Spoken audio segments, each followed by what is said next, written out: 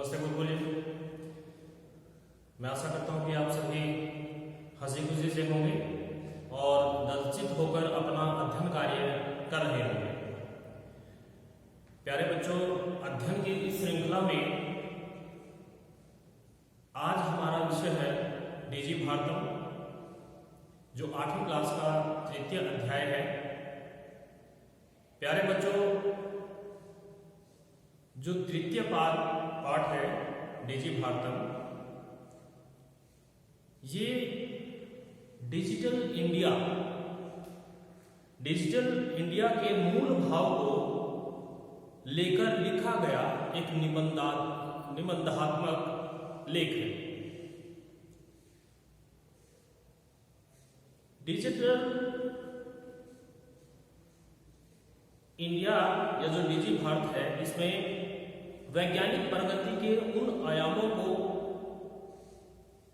छुआ गया है जिसमें हम एक क्लिक के द्वारा बहुत कुछ ज्ञात कर सकते हैं, जान सकते हैं। प्यारे बच्चों, आज इंटरनेट ने हमारे जीवन को इतना सरल, इतना सहज बना दिया है कि हम कोई भी जानकारी घर बैठे आसानी से प्राप्त कर सकते हैं। भौगोलिक रूप से हमें इतना करीब ला दिया है कि हमारे लिए सब चीजें बिल्कुल सामान्य हो। उदाहरण के तौर पर, अगर विदेश में कोई हमारा भाई बंधु बैठा है तो हम वीडियो कॉलिंग के माध्यम से उससे बिल्कुल आमने सामने बातचीत कर सकते हैं, फोन के माध्यम से बातचीत कर सकते हैं। तो इसी प्रकार के सरल भावों को लेकर प्रस्तुत पाठ को लिखा गया है और संस्कृत भाषा में व्यक्त किया गया है। तो प्यारे बच्चों, आइए हम शुरुआत करते हैं डीजी भारतम पाठ की।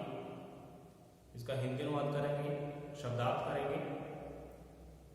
सबसे पहले हम इस पाठ को पढ़ने से पहले हम इस पाठ से संबंधित जो शब्दार्थ हैं उनको करेंगे, जो पीछे बोर्ड के ऊपर आपको दिख रहे हैं। और इसके उपरांत, इसके बाद हम इस पाठ का हिंदी अनुवाद करेंगे। तो आइए शुरुआत करते हैं शब्दार्थ से। जिज्ञासा, जानने की इच्छा। जिज्ञासा, जानने की इच्छा। उत्पन्न होती है। उत्पन्न होती है। परिवर्तनीय काले, परिवर्तन के समय में।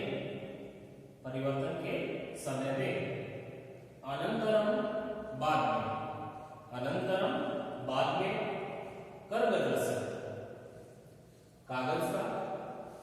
कर्गदस्य, कागज का। प्रविधि, तकनीक या विधि, टेक्नोलॉजी। चल दूरभाष यंत्रम, मोबाइल फोन। रेल यान यात्रा पत्रम, रेल टिकट। वायुयान यात्रा पत्रम, हवाई जहाज का टिकट। सौकर्य, आसानी से। संदर्श, दिखलाकर। चिकित्सालय, अस्पताल। वस्त्र कूट के जेब में।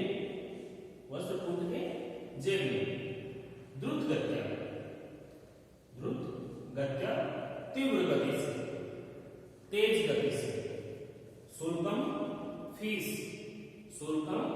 फीस। ये आपको इनका उच्चारण करना बहुत अच्छे से याद आया होगा। इनको अच्छे से याद करें और अपनी बुक में लिखें। अब हम शुरुआत करते हैं डीजी भारत के जो यहाँ पर संस्कृत दी गई है उसके हिंदी अनुवाद से। शुरुआत में है अद्य संपूर्ण विश्वे डिजि इंडिया इत्यस्य चर्चा श्रूयते। अद्य संपूर्ण विश्वे डिजि इंडिया इत्यस्य चर्चा श्रूयते। अद्य आज संपूर्ण विश्वे, संपूर्ण विश्व में, संपूर्ण संसार में डिजि इंडिया, डिजिटल इंडिया इत्यस्य, इसकी चर्चा श्रूयते, चर्चा सुनते हैं। डिजिटल इंडिया की चर्चा सुनते हैं। अस्य पदस्य को भावः इति मनसि जिज्ञासा उत्पद्यते। अस्य, इसका अर्थात डिजिटल इंडिया का, पदस्य, पद का, क भाव, क्या भाव है, क्या अर्थ है, इति मनसि जिज्ञासा उत्पद्यते, यह मन में जिज्ञासा उत्पन्न करता है, मन में जिज्ञासा उत्पन्न करता है, जानने की इच्छा पैदा करता है। काल परिवर्तने, काल परिवर्तने सह मानवस्य आवश्यकता अपि परिवर्तते।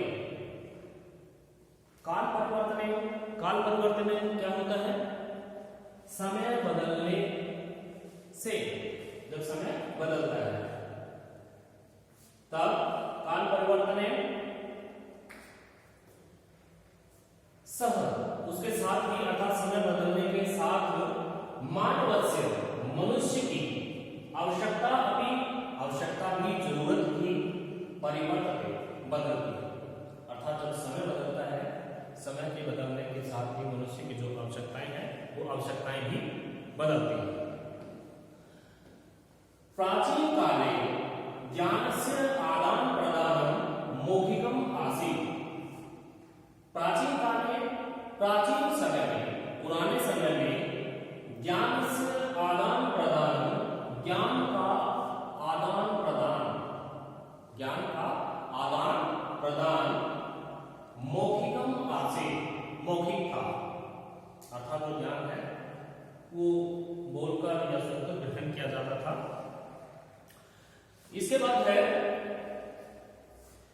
विद्या श्रुति परंपरा गृह्यते स्म, और विद्या भी, विद्या जब ग्रहण करते थे वो भी श्रुति परंपरा, सुनने की परंपरा के द्वारा गृह्यते स्म, ग्रहण की जाती, ली जाती।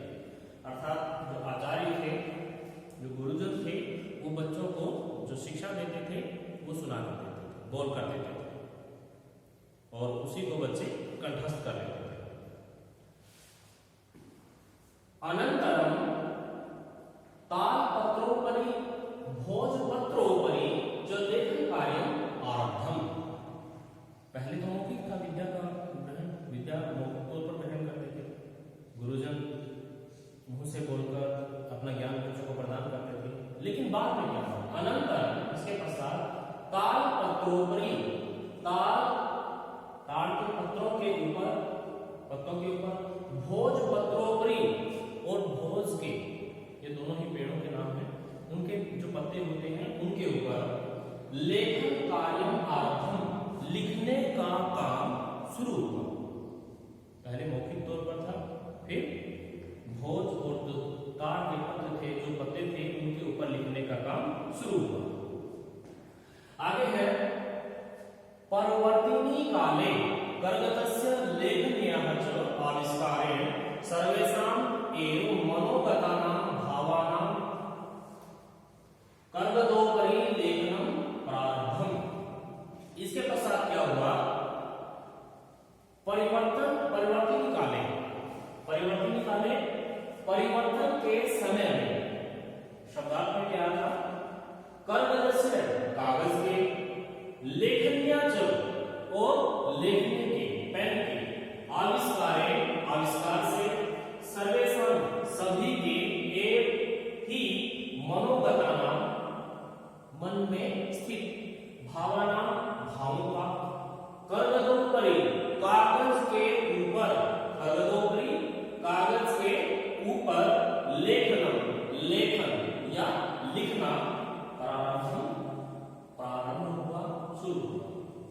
इसके पश्चात क्या हुआ, जब समय परिवर्तित हुआ, समय बदला, उस समय कागज और पेन के आविष्कार के द्वारा सभी के जो मन के भाव थे, उन मन के भावों को कागज के ऊपर लिखने का कार्य शुरू हुआ।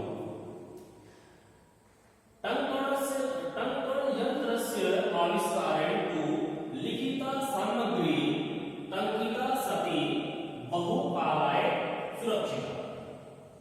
टंकण यंत्रस्य, टाइपराइटर के या टंकण यंत्र के आविष्कार से तो लिखिता सामग्री, लिखी हुई सामग्री टंकिता सती, टंकिता टाइप होकर, सती होने पर बहुकालाय बहुत समय तक सुरक्षिता अधिष्ठित, सुरक्षित रहने लगे।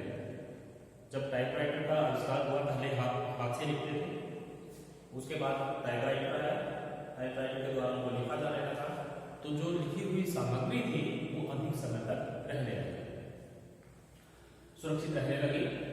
वैज्ञानिक प्रविधि प्रगति यात्रा पुनरपि अग्रे गता। वैज्ञानिक प्रविधि, वैज्ञानिक तकनीक, प्रगति यात्रा, उसकी प्रगति की यात्रा पुनरपि, फिर भी अग्रे गता, आगे गई। अर्थात जो वैज्ञानिक तकनीक थी उसने और उन्नति की। आज सर्वाणि कार्याणि संगणक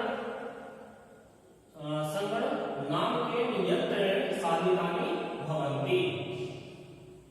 आज सभी काम संगणक नामक यंत्र के द्वारा ही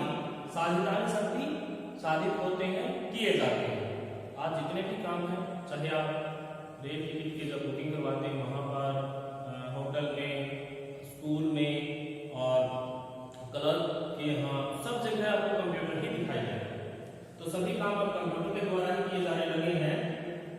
समाचार पत्राणि पुस्तकानि जो कंप्यूटर माध्यमेन पठ्यन्ते लिख्यन्ते च।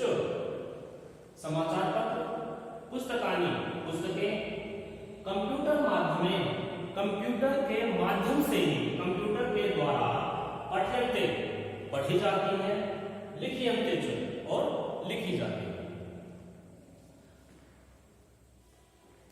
ये आज की वीडियो में हमारा पाठ इतना ही था।